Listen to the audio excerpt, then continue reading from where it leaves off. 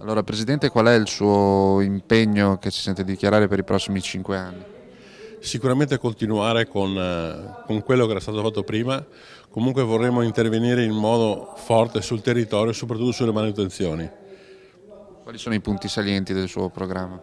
Abbiamo un programma forte per tutte quelle zone che sono soggette a alluvione.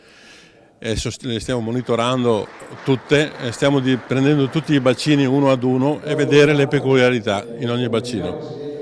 Il nostro consorzio ha anche la fortuna di avere il comune di Padova e dentro c'è un'opera importante che è l'Ibenella Fossetta, che va a convogliare le acque verso il Brenta, quindi togliendo dalla città, togliendo da tutte le zone alluvionabili tantissima acqua e la deposita direttamente in Brenta.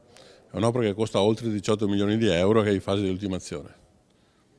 Uno degli obiettivi che ci siamo prefissi tutti è sollecitare la definizione dell'idrovia Padova-Venezia, che è una cosa importantissima per tutta la nostra zona, che va ad aiutare sicuramente Padova, ma anche la Riviera e anche tutta la parte scolante di Laguna.